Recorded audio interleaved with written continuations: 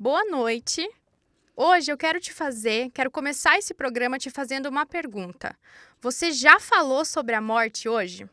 Pode parecer estranho, mas a verdade é que quanto mais evitamos o tema, mais ele nos assombra.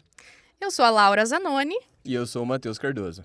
e esse é o podcast Quando o Corpo Vira Produto. Um podcast pensado para falar de um tema que é inevitável, né? Que vai acontecer com todo mundo, é a única certeza que a gente tem na vida, né? A morte. E não é só sobre ela especificamente, né? Mas também sobre como a indústria funerária trata tudo isso e o impacto que isso causa no nosso bem-estar e o mercado que está por trás disso tudo, né? Perfeitamente. Então a nossa missão aqui é explorar como que a gente encara, né, como sociedade e também o mercado funerário lida com a morte, com essa dor, com esse momento difícil que é esse momento de perda, né? Hoje vamos então conversar com a psicóloga Luz Maria Romero sobre os efeitos psicológicos do tabu da morte e do luto. Seja muito bem-vinda. Boa noite. Obrigada pelo convite, boa noite. Boa noite. Bom, então a gente vai começar falando um pouquinho sobre o porquê que a morte ainda é considerada um tabu na nossa sociedade, né? Mesmo sendo uma realidade universal, né? Por que as pessoas ainda enxergam essa realidade como um tabu tão grande, né? Isso.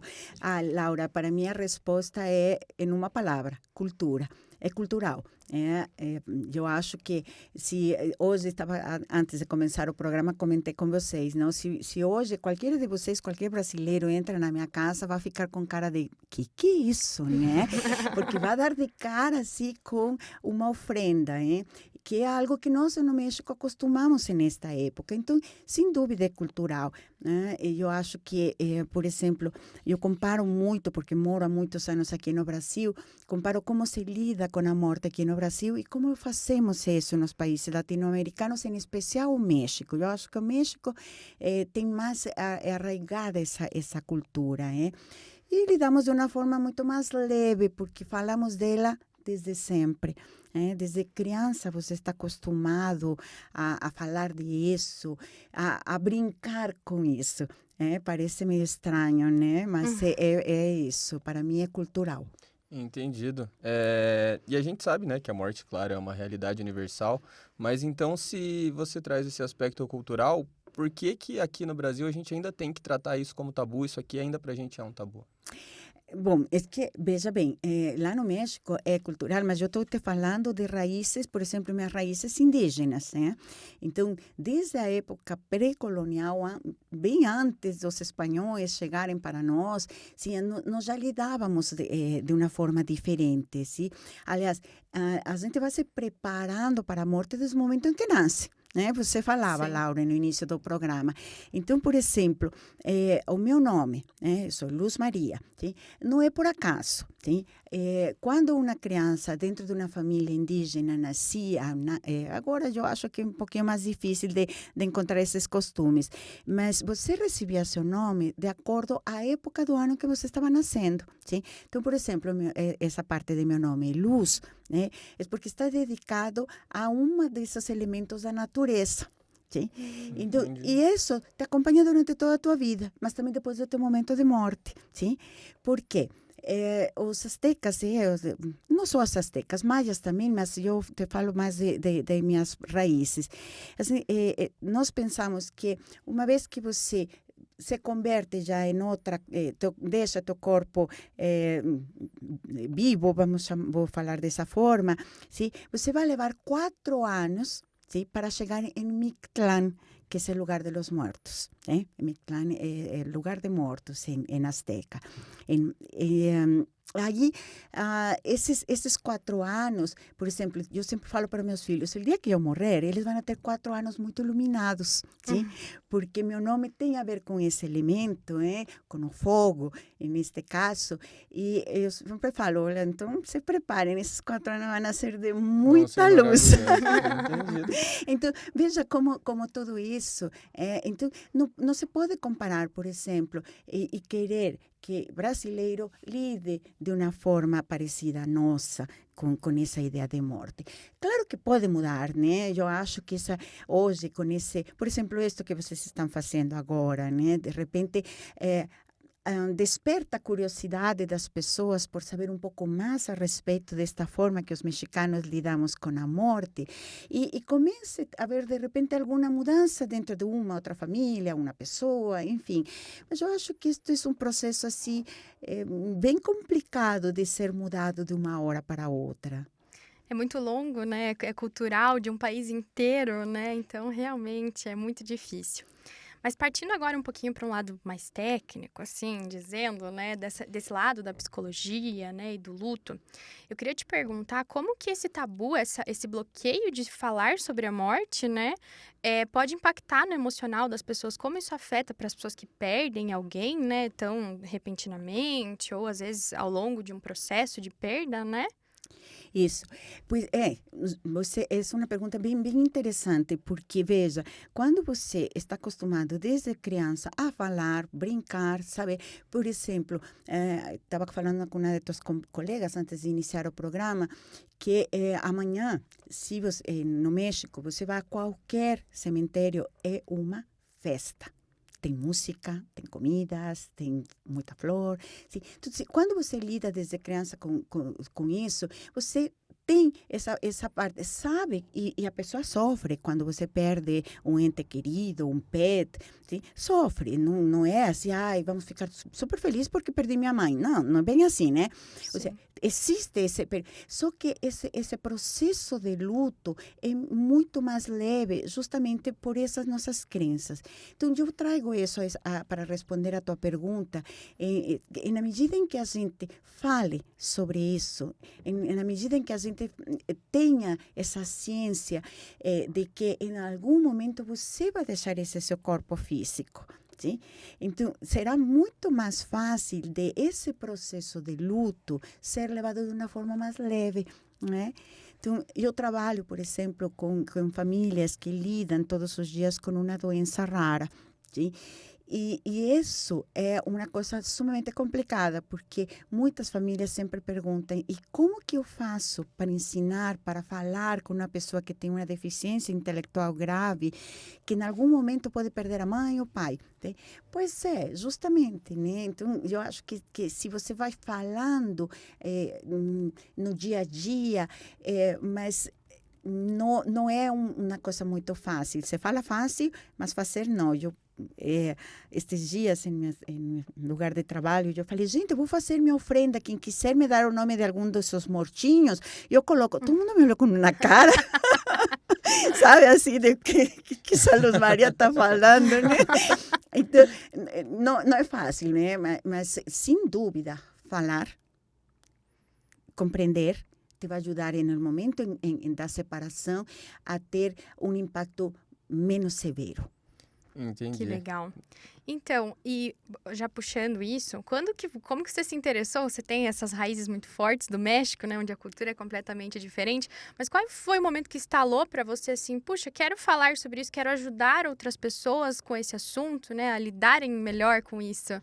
Pois sim, olha que pergunta bonita. Te digo bonita porque me remete a muitos anos. Quando recém eu cheguei aqui no Brasil, eu tinha uma amiga, Amália, e ela estava com lupus e muito severo. E ela era espanhola, né? As duas trabalhávamos no mesmo lugar e ela tinha uma criança, uma menininha pequena.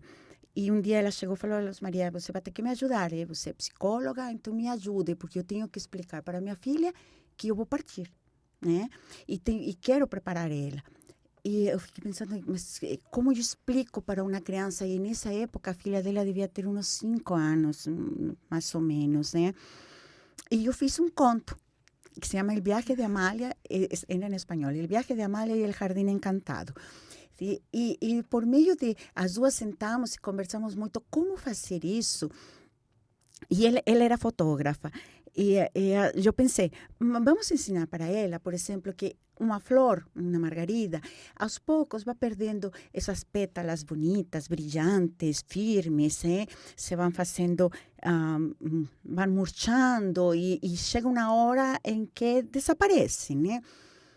E, enfim, ela fez as fotografias, eu fiz o texto, e quando estava contando para a filhinha dela o conto, teve uma hora que ela parou, me olhou e falou, isso está acontecendo com a minha mãe.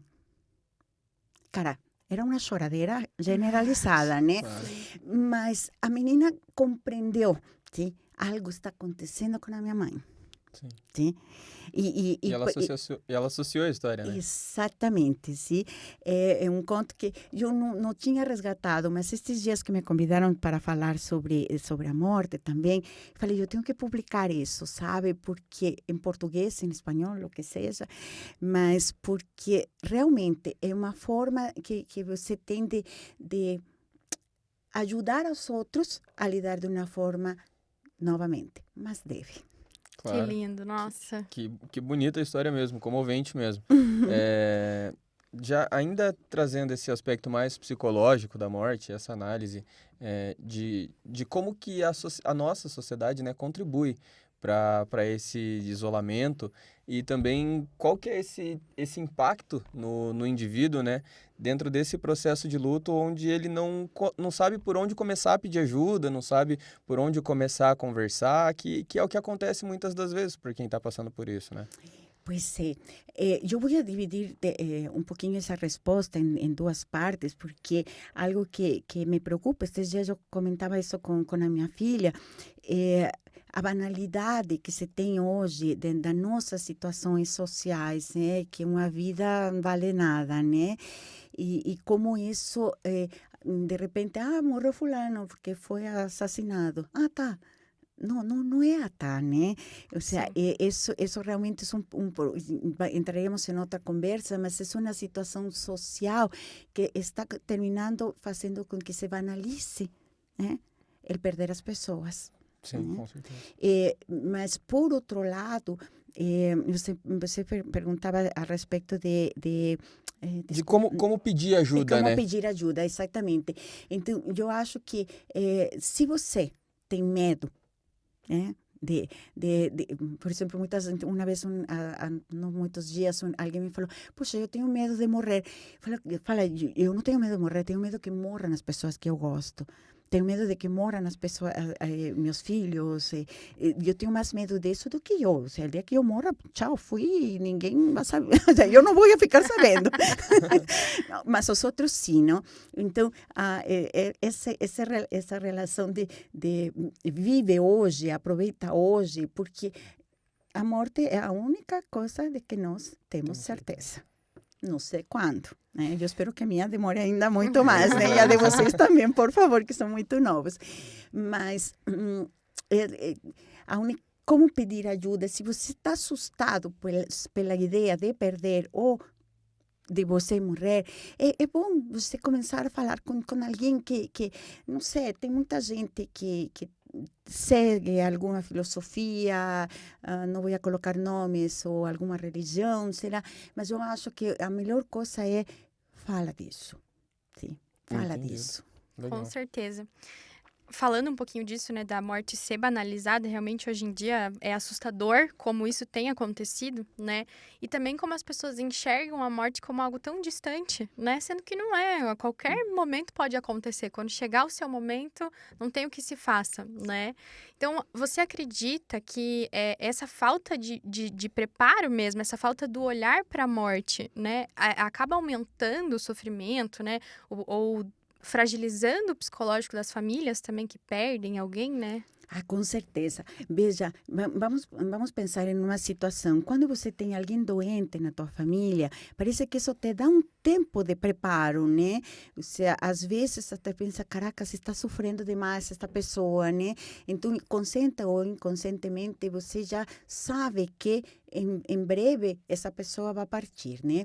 Mas quando é uma coisa assim totalmente inesperada, eu acho que esse impacto ainda é maior quando não se tem um preparo anterior para falar, olha, ok, você perdeu essa pessoa fisicamente, mas ela está contigo ainda, né? Essa energia, que é no que nós acreditamos, essa energia continua aí, não? E reverência. Eu não sei se vocês já assistiram aquele filme, um filme mexicano, que se chama, acho que o título em português é Viva la Vida. Viva a Vida é uma Festa? Essa. Um desenho animado? Em maravilhoso, em espanhol se assisti chama recente. Coco. Aham. Né? Eu acho que por isso que trocaram o nome, né? Em português não pega bem. Mas isso é totalmente isso de lo que estava falando para vocês. E vejam como todo o filme trata sobre isso, se prepara para, sim? Cuida dessas duas pessoas vivas, mas também cuida daqueles que já se foram. Que lindo. Entendi. É um filme sensacional, né? é um dos meus favoritos. Aham, já perdi as contas de quantas vezes eu vi. É lindo, eu acho que é realmente essa a mensagem da cultura, né? Nossa, é muito lindo mesmo. Mas até aprofundando nesse tema, né? Quando a gente ignora e fecha os olhos, né, para essa situação que é comum, né? Isso pode afetar também nas relações diárias, né, entre as pessoas, né? Às vezes um medo no dia a dia, um pânico de perder alguém, né? Exatamente. E claro, aquilo que já comentamos agora há pouco, né? Ou seja, o fato e a ideia de perder alguém não agrada a ninguém, né? Ou seja, independente de cultura ou não agrada a ninguém. Mas, na medida em que isso está no teu dia a dia, novamente, prepara, né? Mas veja, é muito interessante como essa resistência, acho que você que me falava sobre isso, essa resistência, é comum que eu fale da morte, sim? Não agora porque estamos Nesse dia tópico, antes, né? nesta época, sim, porque normalmente é um tema del que eu falo, né? E as pessoas acham sumamente estranho, algumas evitam falar isso, sim? Eu estava comentando com meu filho que onde está não sei como se fala em português, sabe quando uma pessoa morre e a urna é colocada em ai, esqueci, não No sei. crematório, a pessoa é cremada? Sim, mas não, depois de que é cremado, te entregam as cinzas e você coloca em E não é urna. É uma urna mesmo. mas Em se uma é o urna. lugar onde você coloca a urna. Daí, Ah, bom, é nesse lugar. É nesse lugar. Caraca, peguei vocês também no português. Lá. É que eu não sei. Lá, lá no México, meu pai está nesse lugar. Que não sabemos o nome, mas pessoas que nos estão escutando, alguém deve saber. Está só ele, né? E as pessoas, quando foi comprado o lugar, falaram que caberiam só 3 pessoas, 3 urnas, né? Então, óbvio, tá o pai, e o dia que minha mãe for, vai ela, não? Mas nós somos em 4 irmãos. Vocês teriam que ver as discussões e a briga para quem que vai ficar com o terceiro lugar. Eu estou reivindicando porque eu sou a mais velha, então, por lei, seria meu, né? O direito é meu. Não é? E eu comentando isso com meu filho, e ele me dando razão. Não, se você está certa, melhor você do que os tios, não sei o quê. E alguém que nos estava escutando fazia uma cara e falou, gente, vocês estão falando de mortos, vocês estão falando de morrer e dando gargalhada. Sim. Então, quando você fala de uma forma mais natural, porque faz parte do teu dia a dia, é muito estranho para algumas pessoas. E entendo, sabe? Eu gostaria de te pedir, assim, uma dica para quando, dentro da família mesmo, existem algumas dificuldades de comunicação. O que eles podem fazer para tornar esse diálogo mais simples, mais fácil? Ai, que pergunta difícil. É que eu acho que tudo começa com dar o primeiro passo, de falar, tipo perguntar, por exemplo. E eu te pergunto, te vou devolver a pergunta. Quando você morrer, quer ser cremado ou prefere ser enterrado da forma mais tradicional? O que tu quer? Eu acho que a cremação, né, porque ela dá menos dor de cabeça, no final das contas, seria esse meu raciocínio, né? Não tem que fazer a manutenção do túmulo. Bem pensado, economia, né? Tá certo. Mas será que essas perguntas se fazem na família? Era exatamente esse ponto que a gente queria te perguntar. Dentro da indústria funerária, a gente queria chegar nesse ponto. A abordagem dessas empresas e dessa indústria da morte que existe, né, e que acaba atingindo as pessoas num momento muito sensível.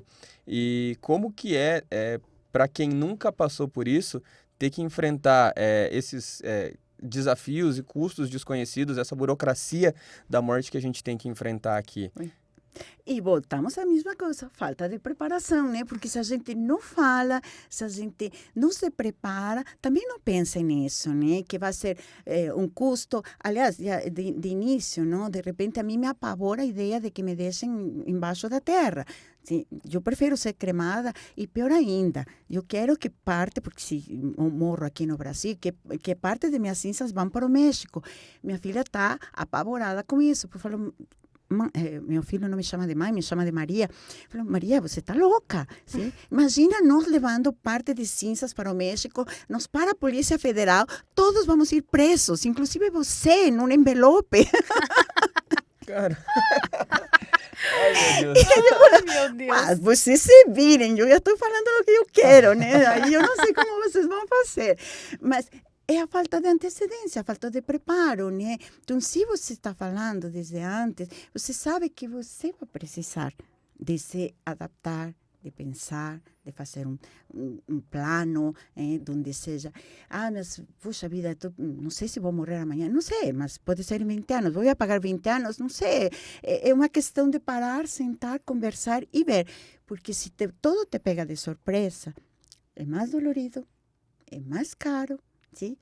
E eu acho que todo mundo tem muito mais trabalho. Entendi, Sim, com certeza. Com certeza. Eu acho que a falta da transparência também dentro do mercado funerário, né? Porque muitas vezes a pessoa já está exposta a uma situação extremamente delicada, né? E aí chega lá na funerária, só quer resolver, aceita tudo e tá tudo bem. E caminha muito de mão dada com isso, da falta do preparo, da falta do conhecimento, né? Exatamente. E aí, eu queria te perguntar, como que a psicologia pode apoiar essa pessoa, né? Que está recém passando por esse luto e não sabe nada, não sabe o que fazer, está completamente perdido. Então, como que a psicologia pode ajudar? As sessões de terapia podem ajudar nesse lugar também? Sim, sim, com certeza. De fato, existe uma teoria que fala sobre o luto, onde você passa por 5 etapas.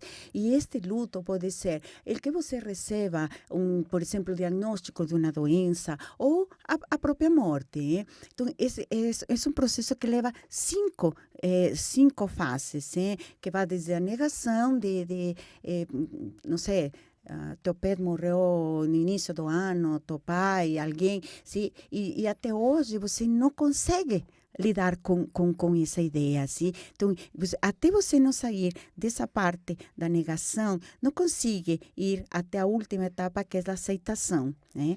Então, não tem alguns psicólogos que trabalham com este processo de luto. Então, eu acredito que isto seria uma coisa assim, muito, muito interessante de se falar mais nos meios de comunicação, de se falar mais em momentos como este, sim, sobre essas 5 etapas do luto, que são necessárias viver todas, sim? Porque da negação até chegar à aceitação é um processo dolorido, mas entre mais fácil, mais rápido, e você tenha alguém que vai te indicando, te falando, isso que você está sentindo, está certo, é bom sentir, mas você tem que continuar, né? Sim, com certeza, e faz parte, né? Eu acho que é extremamente importante, você como psicóloga, acredito que vai concordar comigo, né? É extremamente importante passar por essa dor, sentir tudo que você tem para sentir, né? E aí sim, retomar a sua vida aos poucos, como for conseguindo, caminhar, né? E enxergar esse novo mundo, né? Porque quando você perde alguém, seu mundo muda completamente, né? A vida das outras pessoas segue igual, mas a sua muda por completo, né? Exatamente. E não tem como menospreciar, por exemplo, a dor que as pessoas sentem a perder um pet, por exemplo, né? Sim. Tudo bem, não é um ser humano, mas é um ser que te acompanhou durante muitos anos, Mas deixa eu contar para vocês, eu estava contando para a Gabriela antes de entrar aqui a gravar com vocês, nessa nossa cultura, é muito bom você ter pets, sim? Por quê? Porque eles geralmente vão ir antes do que você, sim? Mas sabe qual que é a missão deles? Te acompanhar e te abrir a porta para você começar esse caminho de purificação de teu espírito para chegar no paraíso, sim? Então, se você já perdeu um cachorro, um gato, um peixinho, que seja, eles têm atividade, essa é a tarefa dele, sabe? Então, já pensou que legal? Eu sempre fico pensando, nossa, meu hotel, um cachorro que morreu há uns 4 anos, e tá lá me esperando. E muitas vezes eu falo, cara, já estou mais pertinho, Fica atento. Já. Fica de olho em mim, porque depois dos 65, eu já passei por os 65, você começa mais a parar e pensar nisso, né? Que lindo, nossa, muito lindo isso. De verdade. Bom, Lúcia, eu queria te agradecer imensamente por ter topado conversar com a gente, por falar tanta coisa legal e tanta coisa linda, para que a gente possa começar juntos, né, a desmistificar e a trazer à tona esse assunto que faz parte da vida de todo mundo em algum momento, né? Então, eu queria te agradecer de verdade por estar aqui com a gente hoje. Eu que agradeço muito o convite, e é um tema que gosto de falar. Muito obrigada pelo convite. Luz, muito obrigado mais uma vez. E para você que ouviu, fica aí a reflexão.